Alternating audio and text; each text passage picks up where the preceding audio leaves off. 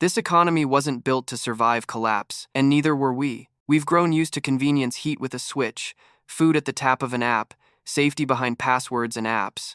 But when systems break, when trucks stop running, when power goes down, it won't be your gadgets that save you. It'll be the knowledge your grandmother once called just daily life. And that's exactly what this video is about. Because in the next few minutes, I'm revealing 10 forgotten skills that once kept entire households alive during war, rationing, economic crashes, and yes, full blackouts. These aren't theories. They're real-world practices that don't need electricity, stores, or even cash. They need only your two hands and the will to learn. Hey everyone, welcome back. I don't usually drop everything and say, you need to hear this. But after researching the latest energy trends, watching global instability rise, and reading survival reports from places like rural Greece, eastern Kentucky, and Venezuela, I knew this couldn't wait, because the warnings are no longer whispers. Grid reliability is down, inflation's up, and modern homes? More fragile than ever. So while most people scroll, stress, and stock up on the wrong things, smart people are quietly learning the skills our grandparents never stopped using. In this video, I'll show you how to turn soap scraps into full bars, how to store food with no fridge, how to warm a bed without electricity, and more. By the end, you won't just feel more prepared, you'll realize you've had the power all along, hidden in your family tree. Before we dive in, let me know in the comments. Have you ever seen someone hand mend a shirt? Can your neighbors grow their own food? Do you even know what lye soap smells like? Because if not, what you're about to hear may be the most important thing you learn this year. Number 10, DIY clay sewing anchor. You grab a cracked clay pot, the one your grandma once tossed behind the back porch. It's chipped, dull, and you're ready to throw it away. But in a blackout, that broken piece of pottery could save your dinner and maybe your life. Losing power means losing control over cooking. Your pots wobble on uneven coals. Flames shift. Water boils over. Meals become spills, not sustenance. That's where Grandma's clay paste trick comes in. She'd mix garden clay, water, and small shards from broken pottery. Mix it until smooth. Then press a layer around the base of her cooking pot, thick, even, thoughtful. Let it dry.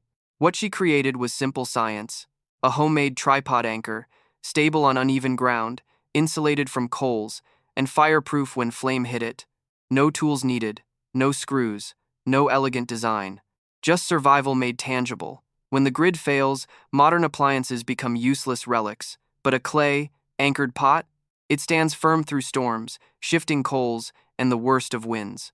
You won't notice your dinner saving itself, or your hands staying unburned, but by morning, the difference between stew and ashes is survival.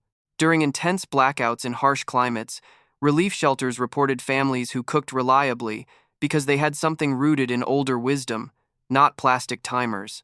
Relying on drones or apps won't help when Wi-Fi dies. Relying on clay? It's dependable. Earth-made. Grandma-made. So before you write off broken pottery as trash, pause for a second. In collapse, knowing how to secure your cooking source could be your lifeline. Because Grandma didn't wait for instructions. She shaped solutions with her hands, her clay, and her days of quiet necessity. If your own grandmother ever showed you a survival trick like this, tell us what it was in the comments. Your memory might just be someone else's rescue. Number 9, reusing foil multiple. You unwrap your sandwich, crumble the foil, and toss it in the trash. But your grandma? She'd have saved that foil like it was silver. Because to her it was. She knew something we've forgotten, that aluminum foil isn't garbage. It's a tool, a shield, a survival layer you don't throw away after one use. After dinner, she'd smooth out every wrinkle, fold it tight, stack it in a drawer near the stove. Each sheet had a second life, sometimes a third. She'd reuse it to wrap leftovers, line the oven, sharpen scissors, cover broken windows in winter, reflect heat back into a cold room, or even cook entire meals in the fireplace when the gas was out. And in a collapse, that thin sheet of foil becomes gold. It reflects heat, it insulates meals, it shields electronics from static. And when windows break or drafts crawl in foil, plugs the cracks faster than most people can Google what to do next. But the invisible danger? You won't feel heat leaking from your walls until your breath fogs in your own living room. You won't notice your food cooling too fast until your body follows. You won't realize you needed that sheet of foil until it's gone. That's why Grandma saved everything. Not because she was poor, because she was prepared. She didn't live in waste, she lived in awareness. And in a world where supply chains fail and prices spike, that mindset is priceless. So the next time you flatten foil without thinking, stop, because in the right hands, it's more than trash. It's a barrier, a heat trap, a survival essential. If your grandma ever folded foil and said, "We might need this later," she was right. Tell me below, what else did she save that we throw away today? Number 8, soap from ashes or fat. You ever look at ashes and think that's all that's left? Grandma didn't. When the fire burned low and the food was gone, she saw what most people miss: fuel for survival. Not in the flames, but in the gray dust left behind. She'd save those ashes, sift them, collect them, and run water through until the brown liquid trickled out slow. That was her lie. No label, no warning, just knowledge passed down in whispers. Then came the fat. Not grocery store oils, not coconut-scented anything. Just what was scraped from pans, bacon grease, beef drippings, the forgotten leftovers no one thought twice about. She'd mix them carefully, slowly stirring for hours with nothing but a wooden spoon and instinct. And like magic, or maybe alchemy, it thickened into paste. Not pretty, not perfumed, but powerful. She'd pour it into trays. Wait. Let it harden, then slice it into bricks. Not soap like you know it. This was utility. It didn't make you smell nice, it kept you alive. She used it to clean wounds, wash linens, scrub cracked hands. Because when the doctor's not coming, disease is always knocking. And the invisible danger? You won't see bacteria moving across your skin. You won't feel the fever rising until the chills hit. You won't realize how fast a simple cut turns serious until it does. That's why this skill wasn't just clever, it was protective, precise, priceless. And Grandma? She didn't panic when stores were empty. She didn't beg for supplies. She reached for what she had and got to work. If your grandma ever had a trick like this, write it in the comments. It might be the one thing someone else survives by. Number 7, earthen oven reheat. You think reheating food in the dark means cold leftovers and wasted calories, but your grandma, she knew the opposite. Long before electric stoves and microwaves, she used an oven buried in the ground layered with clay, hot rocks, and earth to reheat meals without a flame or power. We call it an earth oven reheat, and it's as brilliant today as it was centuries ago. Here's how it worked.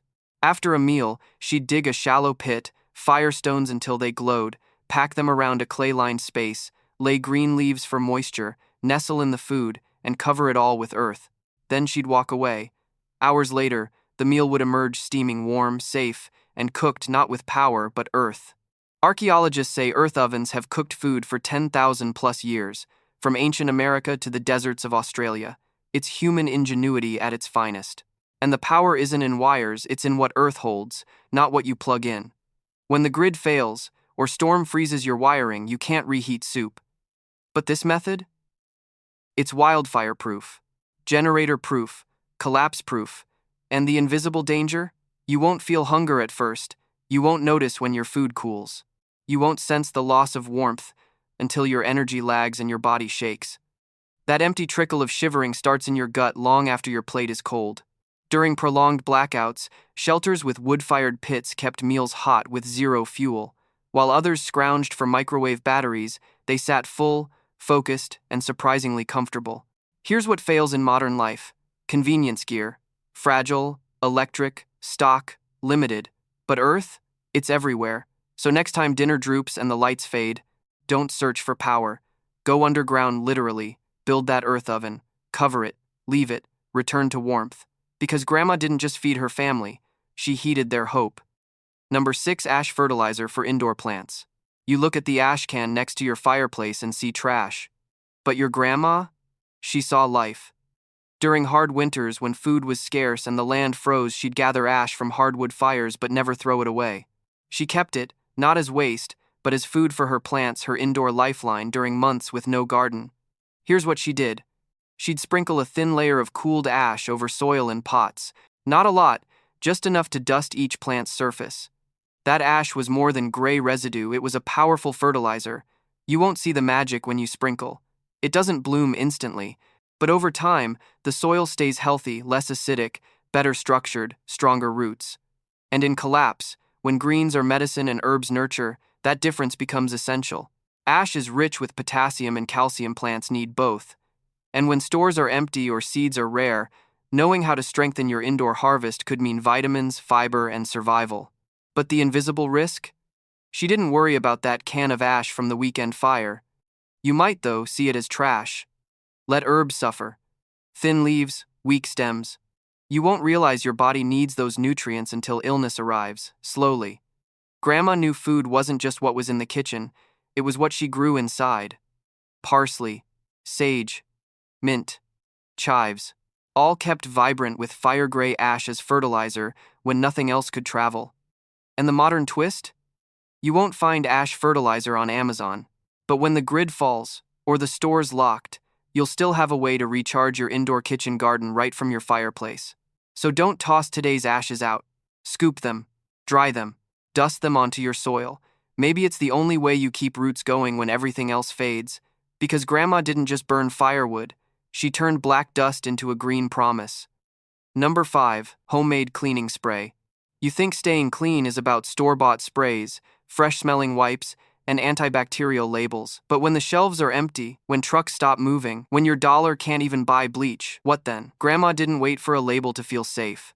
She made her own cleaner strong enough to cut grease, sharp enough to kill germs, and cheap enough to make every week. Here's how it worked. She'd mix white vinegar just a cup with water, half and half. Then came the secret weapon. Lemon peels, or sometimes orange. Whatever was left over from the kitchen, she'd soak them in that vinegar for days, sometimes a week. The acid pulled oils from the peels, adding natural antibacterial power and a scent that didn't scream chemical, just clean. Sometimes she added baking soda too, for grit, for scrub, and a drop of dish soap if grease was involved. But no matter the combo, she had what she needed. One spray bottle, one formula, and a whole house that stayed clean through winters, war, and collapse. Because here's what most forget. Cleanliness isn't cosmetic, it's defense against germs, against sickness, against infection that spreads fast when medicine is rare and doctors don't come. The invisible threat? You won't see germs building on the counter, you won't feel the sickness in the air, you won't smell the danger on surfaces until someone's already coughing, aching, or worse. That's why this skill mattered. Because in the aftermath of collapse, with no Lysol, no Clorox, no overnight shipping, knowing how to clean safely could be the one thing that keeps your home from becoming a sick ward. Grandma didn't need chemicals with warning labels. She needed vinegar, peels, and time. So next time you clean your kitchen, ask yourself, could you do it without the store? Because she did. And if she could, so can you. If your grandmother ever showed you something like this, a trick, a recipe, a ritual, drop it in the comments. Number 4, salt-preserved citrus peel cleaner. You toss citrus peels into the trash curb after peeling your orange for breakfast, but your grandma, she'd gather them like treasure. Because long before store aisles stocked cleaning sprays, she had a formula that cut grease, neutralized odors, and used nothing but simple scraps, and it worked when nothing else did. It's called salt-to-preserved citrus peel cleaner, and it's not just nostalgia, it's survival. Here's what she did. She'd pack orange, lemon, or grapefruit peels into a jar. Sprinkle in coarse salt just enough to fill in around the peels. Then she'd seal it, set it on a warm window ledge, and wait. Over days, the citrus oils dissolved, mingling with the salt in a slow, fragrant alchemy. The peels softened, the jar filled with brine scented by sunshine and zest. When she needed to clean, she'd pull out a layer of the peel, dip it into the brine, and scrub. Countertops, chopping boards, old cast-iron pans, all of it came clean with citrus power. And if the brine ran low, she'd add more salt or fresh peels and let it brew again. In collapse? This wasn't just clever, it was vital. Because when soap is scarce or stores shut, you still need to clean. No oil to scrub, no odor to mask, no tools but what you already eat. And citrus? It cuts bacteria. It neutralizes stink. It cleans with natural acid and grit. The invisible threat? You won't see the germs hiding in your sink. You won't feel how bacteria multiply after cooking. You won't catch the toxic funk clinging to your counters. Then illness spreads, and flooding aisles of bleach won't help. That brine wasn't just cleaner, it was medicine in a jar. Grandma didn't reach for fancy cleaners. She reached into what she ate and made it work harder.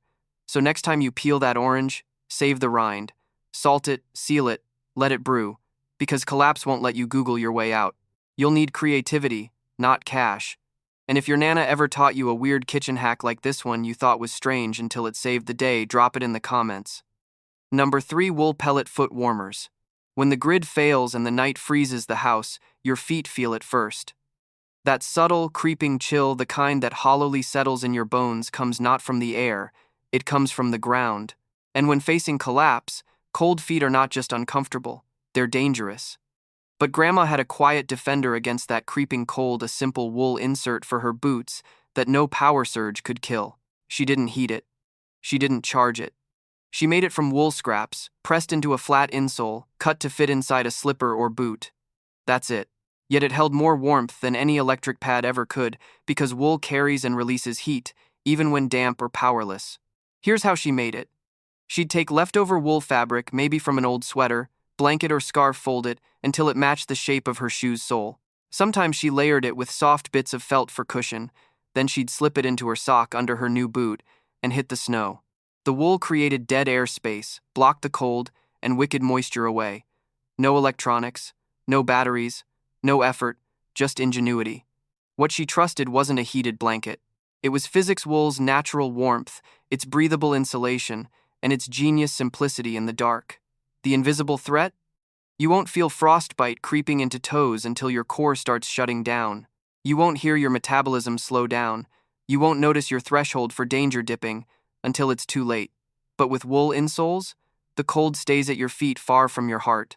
During winter power outages, shelters reported fewer cases of hypothermia among residents who wore homemade wool insoles, while others looked for heated footwear that wouldn't charge. Grandma's inners stayed warm, resilient, unbreakable by blackout. She knew, collapse doesn't care how modern your technology, island, it only respects what still works.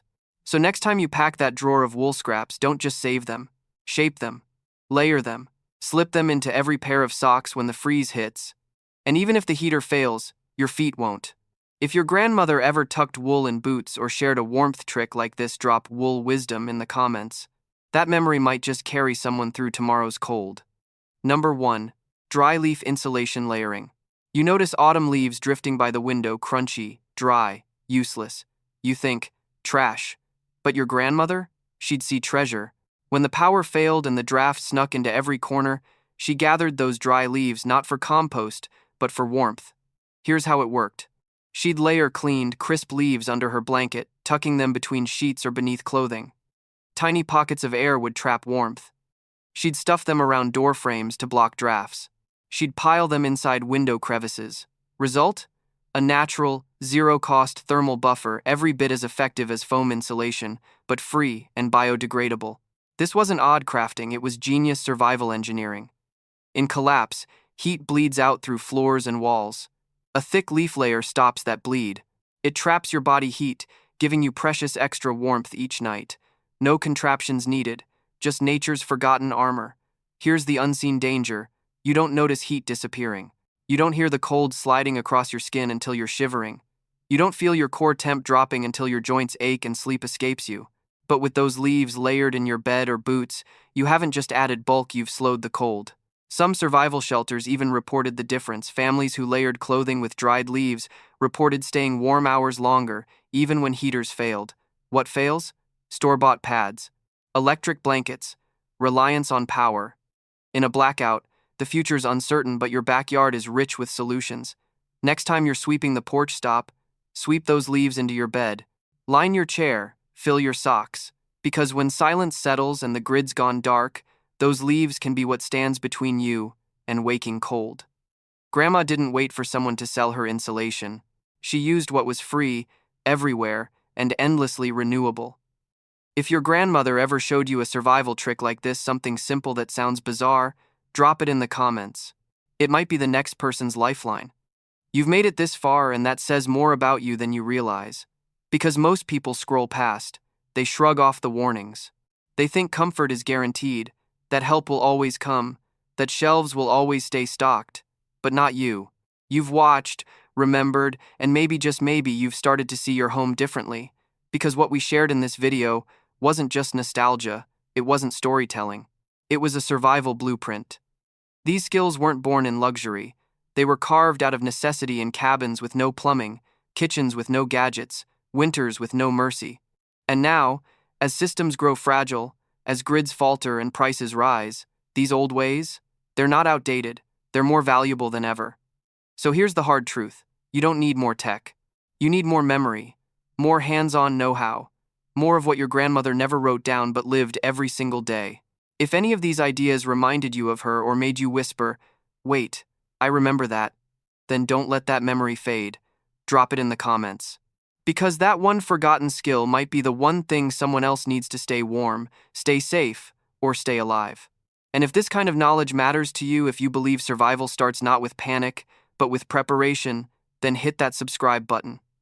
Because here, we don't chase trends, we remember what works. The grid may fail, the shelves may empty, but the wisdom you carry, that's what'll get you through. This channel is for people who still listen when grandma whispers through the past. And if you're one of them, we'll see you in the next one.